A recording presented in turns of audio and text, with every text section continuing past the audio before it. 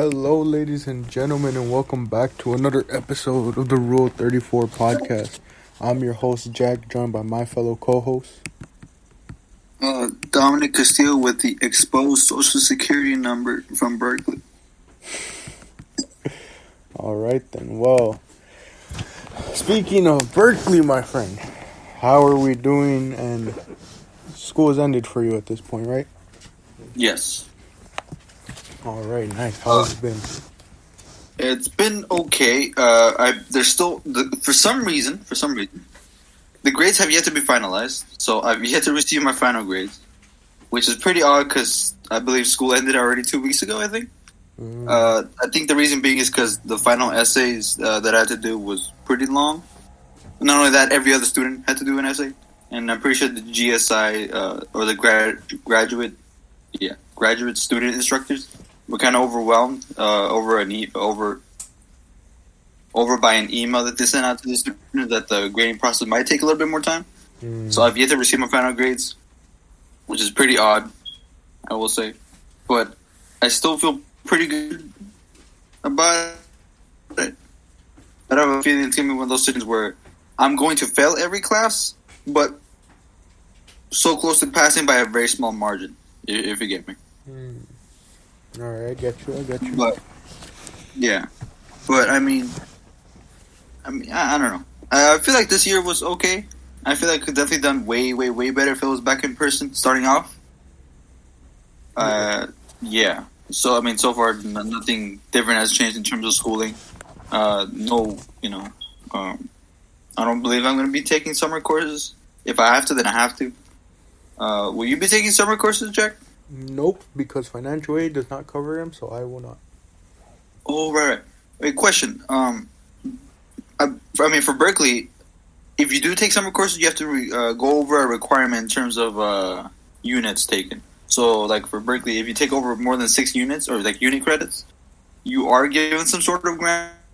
But I'm not sure if it's the same thing for UCLA. I'm not sure if you can confirm, but yeah. As far as I know, I don't know. Okay, you can be like that. But yeah, for Berkeley, you're not given a grant until you go over some sort of limit, which kind of sucks. But I mean, it is what it is. True. But yeah. I mean, that's been pretty much so far. Nothing much has pretty much happened over the week. I'm just pretty much been hesitant on waiting on my grades. Yeah, pretty much. So I don't think I mentioned this on last week's podcast, but this week was my last week. It was finals week. On Monday, I had to wait for my final to open up for one class. It took me about almost 2 hours to do it.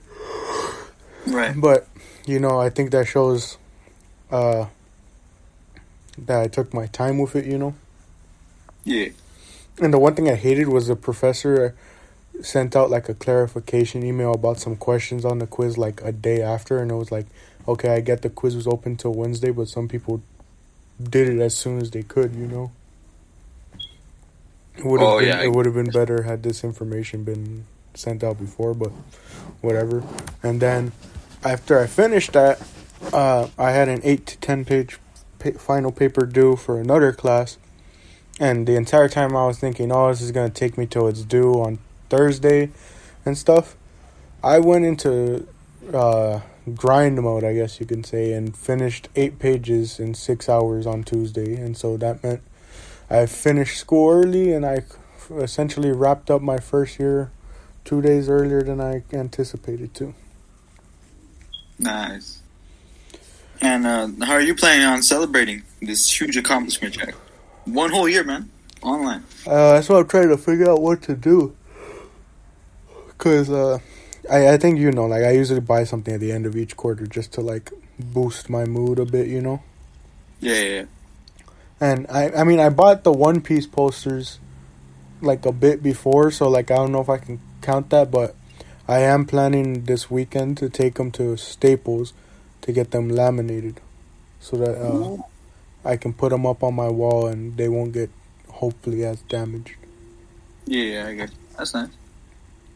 But other than that, I'm just prepared to relax, after a full year of this. But I guess we'll see. I got about 4 months to kill. Because I don't go back till like late September. So I'm just going to be watching a lot of anime at this point. Got to catch up to One Piece, man. What episode are you on? Last I left off was like 105 or something like that. 105. And what's the most recent episode? 900 something? Yeah, like 900 something. Oh, man. You could definitely catch... But you would have to, like, non-stop watch it. Yeah, I got, like, about 700 episodes to go because I'm not counting filler. Jeez. Or not... Yeah, 700 because I'm on 100 something. Right. But if there's nothing else to be said, I think it's about time we should introduce our topic. Yes.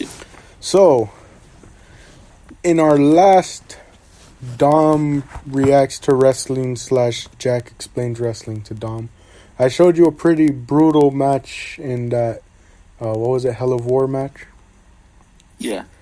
But I want to expose to you a different type of brutal, and my wrestling fans will immediately know what I'm talking about.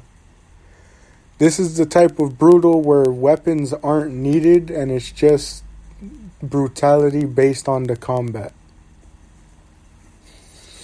And there's no better way to demonstrate this than by showing you two of possibly the greatest David versus Goliath matches I've ever seen. David versus Goliath being the storyline type of it, like the match goes, big guy versus little guy, Yeah. I'm going to be showing you today who the nickname I've given him is the final boss, known as Walter. Now, based on just hearing his name, Walter, and keep in mind, whenever people address this man, his name is spelled in all caps, kind of like MF Doom, This man, when you type out Walter, people will always type it out in full caps.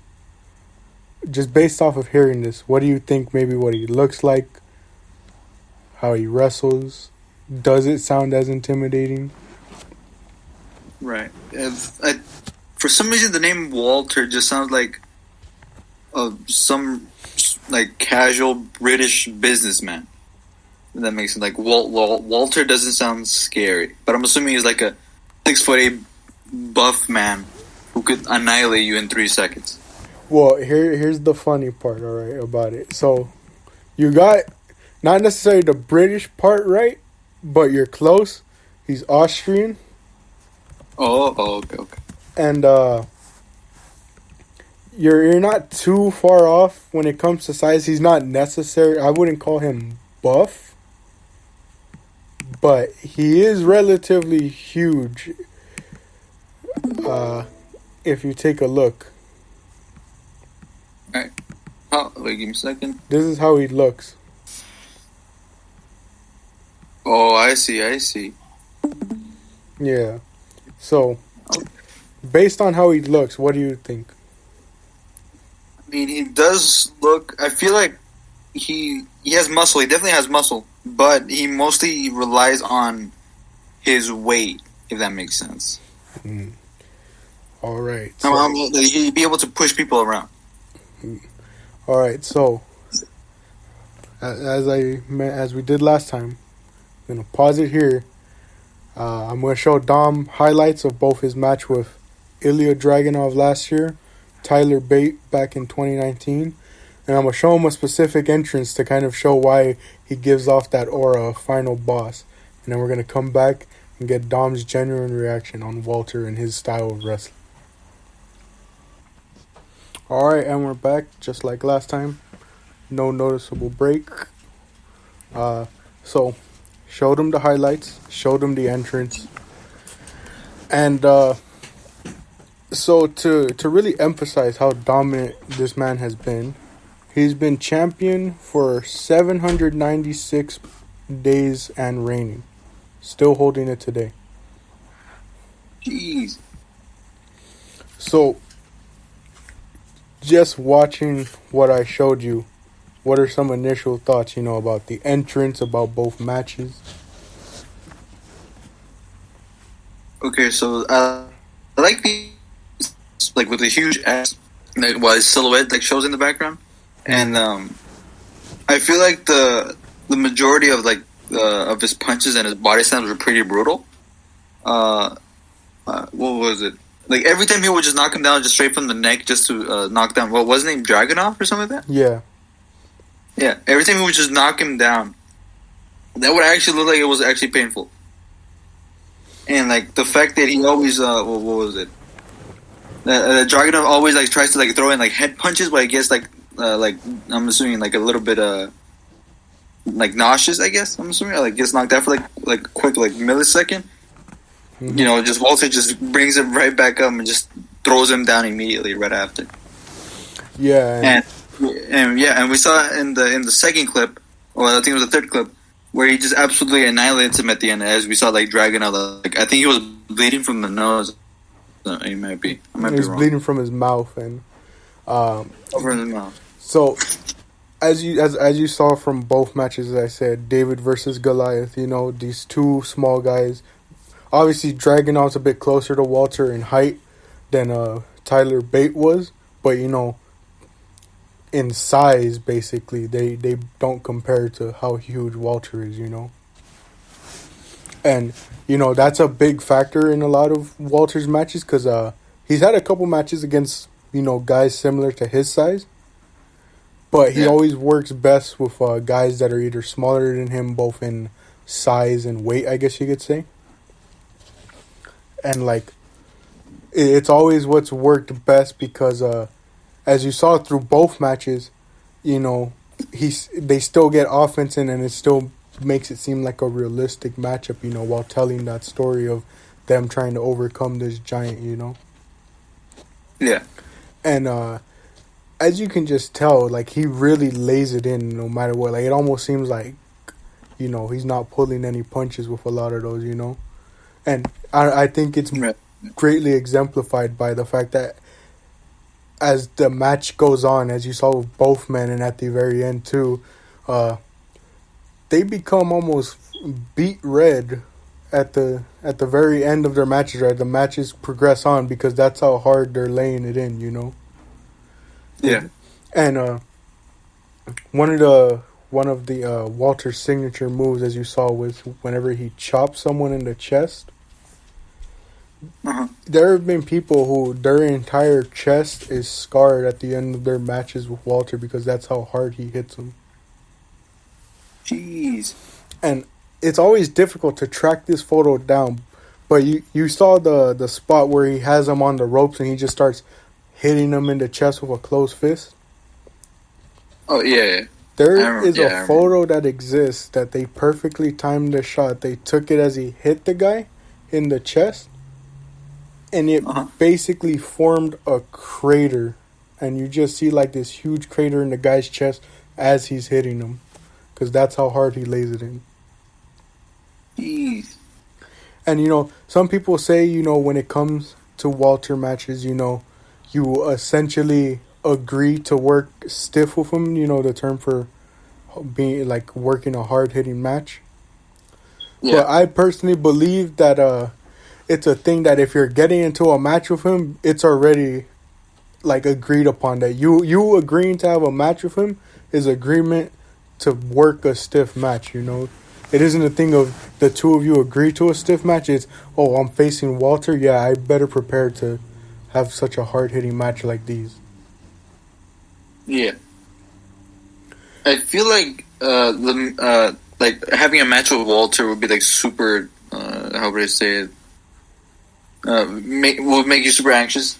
But like, I just wouldn't understand why would you want to fight him, considering that he's probably gonna just destroy you. Unless it's just like for like the storyline of him. Yeah. So that's the funny thing. The two matches you've seen, and almost like any match, they're challenging for his title, because that's the main thing they want. Yeah. But the thing that's funny is, despite this, like, it's not only just a thing of they're challenging for the title because they want it. A lot of times these guys are challenging because they want to face Walter. And it's like you're saying, it's like, as a normal person on the outside watching wrestling, you're just thinking there the entire time, why the hell do you want to fight this guy? Look what he does to every single one of his opponents. Why would you want to fight him? Which has been the whole kind of story with his whole title reign. Is, it's built up a lot of hype for who's going to beat him to the point where it's going to make it such a memorable moment for whoever beats him, Right. But I get what you're saying, My dad and I have a common joke of, imagine you're in the ring and you're like, you're told that you're going to have a surprise opponent for tonight. And then the lights just go dark and you hear that Walter's entrance music start playing. And me and my dad always say, if we ever are standing in a ring and we hear that music, we're running as fast as we can out of there. Yeah. Because, I mean, you just saw, like, as I mentioned before, it was a different type of brutality. Because hardcore matches can be brutal, because obviously when they're using all those weapons, as you saw in the Dante versus Killshot match, all those weapons, it was bound to be brutal, Yeah. When you're using glass, barbed wired, and chairs and ladders and all that, it's bound to be brutal.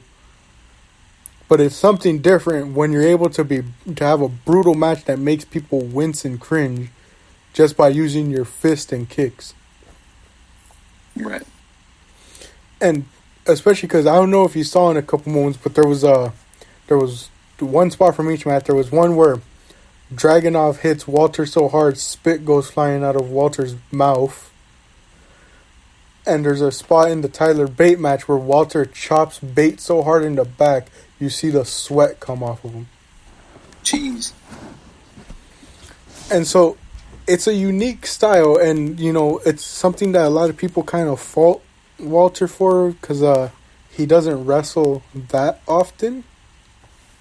That's kind of a thing that people have against him, but much like in the sense when it comes to Brock Lesnar, it adds to their aura because you aren't, how would you say, it's like, because you aren't seeing it as often, it's not degrading it in a sense, Yeah, I guess. Like, he comes in very rarely, but once he comes in, it's like, the hype just starts to, go up. Yeah, like, it's a big deal. Yeah, like whoever's gonna, go up to him is gonna be in a big, big trouble. Yeah, and it's a big time thing when they get in a match with him, and because he doesn't wrestle so often, his style of wrestling isn't saturated. Yeah. Like, if you're constantly seeing hardcore matches every week, on like a daily basis, is it really gonna be as interesting? Like, let's say, like, if you were a wrestling fan, if you were watching a Hell of Fire type match every week, it would eventually not be interesting because it's like you're seeing it almost every week. Right. And so it's the same thing with Walter. If he's having matches every week, where he's just destroying these guys, it's not going to be as interesting when he has a big time pay-per-view match. Yeah. Which I think, I think what he does is a lot better in the sense of what Brock Lesnar does. Because what Brock Lesnar will do, he'll come in and have those, like, once every, like, month matches or so. I mean, not really. Brock will be gone for, like, months at a time, and the issue is he'll take the main championship with him.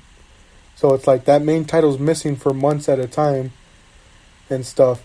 But Walter does it better in the sense that he at least will appear, not weekly, but, like, somewhat on a week-to-week basis to at least, like, have a promo, hype up a match with someone, have some type of vignette to hype him up, Right. But, so, I guess, just overall, like, first off, what did you think of, like, the matches, like, as a whole, both matches? Well, they were pretty brutal, I ain't gonna lie. The second video, I think it showed, like, a very more rough clip of just Dragunov being destroyed by Walter.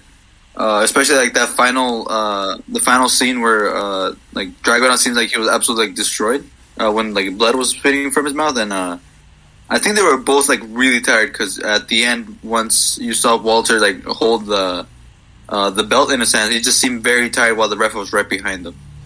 Yeah, But the majority of the slams looked really like painful, especially when he like locks him up on his leg and brings him up and just slams down on Dragunov's. Yeah, slams Dragunov on his own back onto like the floor. I think twice. Yeah, that was painful. So there, as you saw, one of his staple moves is the power bomb onto the apron. And, that's obviously brutal. You're back hitting hardwood because that's what it's a common joke throughout wrestling that the outside of the ring, the borders of it are the hardest part of the ring because that's where, the wood is and where it meets. So there's not obviously that much cushion. And so obviously that's people... I don't know if you noticed it, but that spot where he just kicked him into the staircases on the outside. Oh, yeah. Oh, I'm assuming he got slammed on his back on that metal. Yeah, and then the one where he power bombs Bate into the turnbuckle and like it almost like he hit his head on it. Yeah, yeah. So, yeah, that's why I say, you got... Essentially, if you're working a match with Walter, you got to be prepared to just take a beating. And playing into the tired part, they are very tired because obviously I showed you highlights and the highlights both were about 5 minutes each. Yeah. The Dragunov match went about 35 minutes and the Tyler Bate match went about 40 to 45 minutes. Jeez. And so those are just the highlights, but throughout it, they aren't showing just the essentially the boring quote unquote parts of just like when they're like wrestling like normally, like like just fists and stuff like that and any other moves. Obviously highlights will just show the big ones, but yeah. So and that plays up the David versus Goliath part of it because they're going the distance. They're able to last 30 plus minutes with this mountain of a man, Yeah. But so like, what do you think about Walter as a character? He's known as the Ring General, and essentially he's kind of all about, because he considers wrestling sacred as the Ring General. And so whenever he gets in that ring, it's all about doing justice to the name of wrestling, Yeah. And that's why, he always kind of looks down on each opponent because, he thinks like they're disgracing the name of wrestling, whereas him and he views his as like a pure art form of wrestling, Yeah. So what do you think like about that as a character? Yeah, like old school. So what do you think about that as a character? I think it's pretty cool. I would just say it. I think it's like his background is like. I definitely like it because it's like it wants to conserve like the traditional type of wrestling and like and just an old school beatdown. Using all your power through your fists and through your legs just to defeat your opponent. Like without any like fancy like magic, like not magic, like any fancy like tricks or moves or like moves, right? Just a good old classic just beatdown. The general side of things, I feel like it's pretty cool as well. But like, I wonder what's gonna happen once someone beats him eventually. Because there might be like that one guy, that one wrestler who destroys him eventually somehow. Yeah, and as I mentioned, whoever beats him is gonna be monumental. It's gonna make a new star through it. Yeah. But the question is, what's gonna happen once that happens? Because they have to pretty much. If he wants to conserve the old way of wrestling, then if someone beats him, they're gonna have to revitalize like the entire name of wrestling. If that makes sense, they're gonna have to absolutely change how it's gonna go. Yeah. I'm not sure if I make sense, but like something along those lines. Yeah. Yeah, I get you. Like playing up the story of that. Yeah. And so you brought it up about the whole thing of like how he does a very like. In a sense, old school style, Yeah. It's a common argument in the wrestling world of well, what should like obviously you can like different forms of wrestling, but the big issue with a lot of people is like they don't like it when wrestling is just moves, or or just it's weird to say this, but some people don't like when wrestling is just wrestling. Right. And They want to see more. Yeah, and that's because you see it, especially because a lot of wrestling fans are older. You know, a lot of the young ones, like obviously when they're younger, they don't really understand a lot of watching. They're just having fun with it, you know. Yeah. But the main issue people have is like, you know, when you think about the eras that they grew up in, you know, and they saw these larger than life characters, you know. They saw these people with lots of like charisma whenever they talked on the mic, you know, through their promos. And like, think about it. Even for people who aren't wrestling fans, they know a lot of the wrestling guys because that's how big they were. You know, The Rock. You know how charismatic and funny The Rock is. You know, through The Rock. The Rock, yes, was good in the ring, but where he shined was on the mic. You know, and that's what got people's attention. The Undertaker, you know, with his huge gimmick of the dead man, you know. Yes, he was good in the ring, and yes, he was good on the mic, but what got people was that character that he had, you know? You know, Stone Cold Steve Austin, John Cena, you know, etc. Like, guys like that, you know? And that's why it's been, like, a big issue now in wrestling, because people don't feel that there's that many stars, and they feel like, as I mentioned, there's a lot of guys now focus on the wrestling rather than like everything as a whole, you know, being good on the mic, connecting with the fans, having a good character. Yeah. So, as an outsider, if you were just to see Walter now, what side do you think he fits on? The side where, you know, he's someone who maybe is like a complete package where he's good in the ring.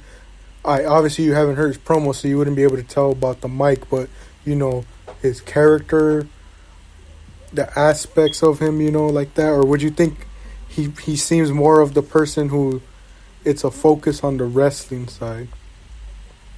Or a mix of both, even? Wait, what?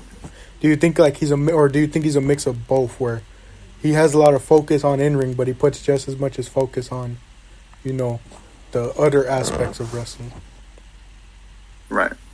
I feel like he's on like, I haven't yet to see the promo bit, so I haven't seen him, you know, talking on a mic or like connecting with like the fans or something like that. But I feel like he's mostly on the side of like focusing on just the wrestling aspect. I feel like I might be completely wrong on this, but I would just say it. He seems very how would you say it? How would you call it? Yeah, basically conserves most of his momentum on the wrestling itself without, how do you say it, like, you know, how John Cena was do it with, like, you know, with their storyline, calling out to the fans, connecting to the fans, you know, using the mic just to, like, hype himself up or, you know, hype the crowd up. I haven't seen any of that, so I'm assuming he just mostly conserved all of his weight onto the wrestling itself. Yeah, I get you. And see, this is the main reason why I bring it up, because for wrestling, there's what is known as the casual fan base and the hardcore fan base, much like you can see in almost any other thing or interest in the world, right? And so, like, the hardcore ones are the ones that watch, you know, they're the ones that have been here for a while. They're the ones that invest their time and stuff into this stuff, like getting to know each character, each wrestler and stuff, and their stories and their, like, moves and stuff.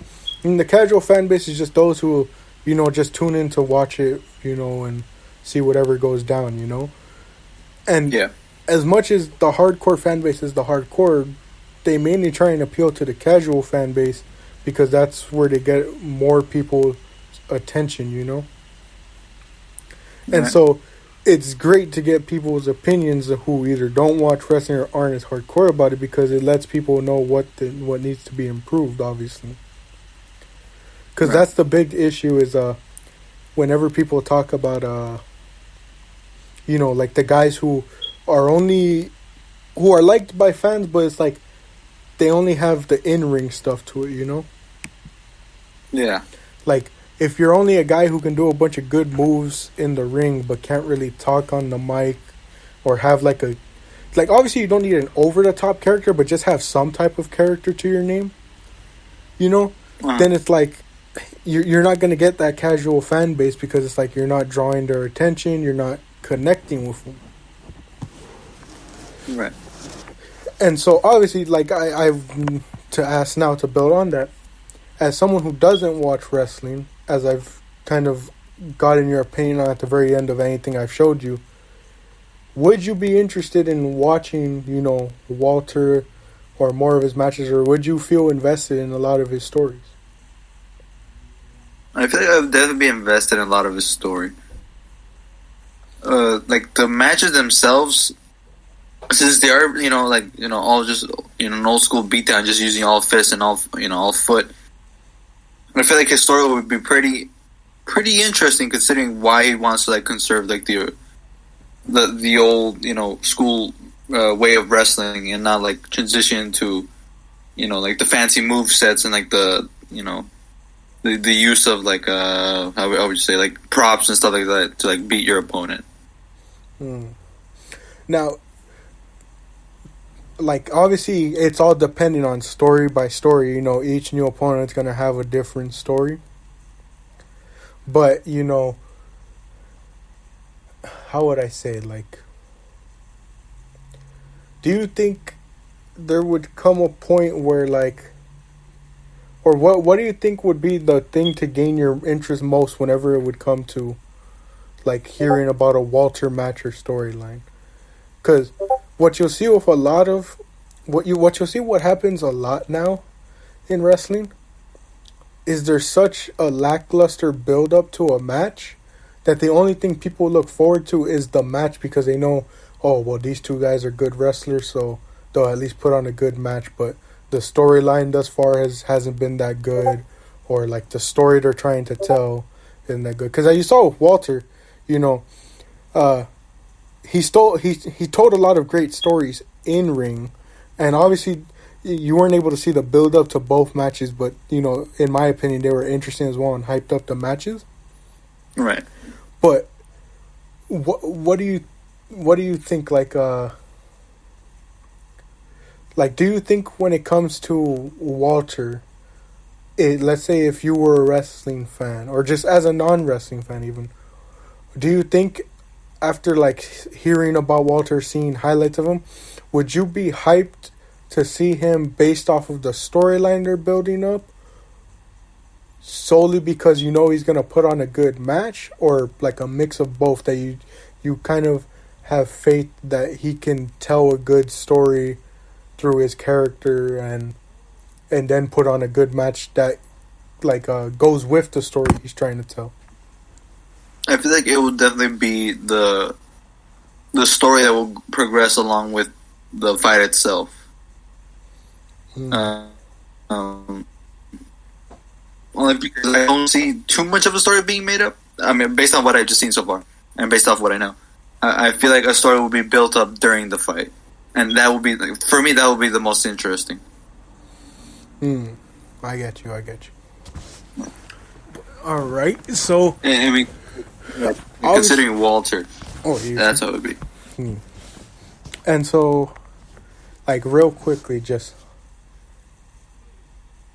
I haven't gotten to show you a lot of different styles of wrestling yet, but I have, obviously, as this continues to go on, it's going to be a series as much as our other series. I will show you different styles, because obviously there's a ton of different styles in wrestling. There's the brawler, which is like Walter, just straight aggression, brutality, using your strength to your advantage like that.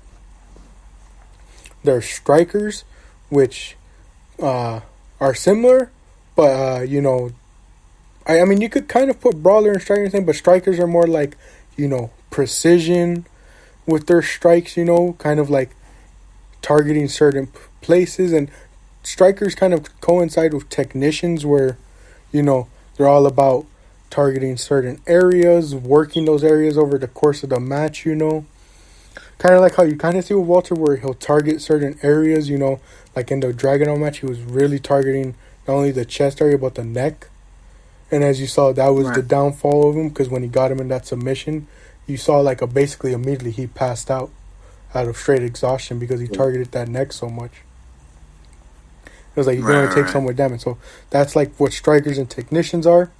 There's high flyers and cruiserweights, you know, which are more about, you know, aerial offense and really, you know, what you'll see in a lot of cruiserweights is they don't really have a character because it's the type of thing where they let their moves do the shine for them, you know, because they're so flashy and attention grabbing. Yeah. You know, there's comedy characters and stuff. It's basically like a variety of styles, right? Right. So the two questions I have for you as we're getting towards the end of this episode. What style so far that I've shown you, because I've shown you like hardcore style, kind of like the character work style when we did the Vince McMahon thing, and now Walter, like so far out of the three, what has been your favorite sort of style? And two, what do you think is like this, or actually no, I'll make it in three questions because this question can more specifically be split into two. What style do you think most like casual wrestling fans would enjoy, and what style do you think wrestling should continue to like pursue? Like what style should they more so like start like going towards that way, you know? Yeah. I feel like for the first question, I personally like the brawler hardcore type of ordeal, only because I personally like just seeing how hard people can throw punches and how hard people can take those punches in. Mm-hmm. For like a casual crowd, I feel like the comedic type of wrestling would be like the best, like a comedic along with like a brawler type of ordeal. Only because it would probably like tailor to the casual fan base so that they'd be more interested into it. And like to continue on, I feel like the whole wrestling ordeal should maybe go some sort of like how would you say it? Continue on like with like the hardcore type of stuff, but like with a connected storyline per se. Because I feel like the storyline definitely stretch out, or like at least keep the viewer, or at least the casual viewer, or maybe the hardcore viewer, interested into wanting to like to keep watching for the next fight and the next fight on. Yeah, because it. Yeah, as you're saying. No, I was just gonna say real quickly. That's kind of the biggest struggle that it faces right now is appealing to both sides. You know, because the casual fan base. I mean, obviously the hardcore fan base is like bringing in money as well because they're like the loyal ones. But the casual fan base brings in more money, you know, because it's like it's a bigger audience than the hardcore one. Yeah.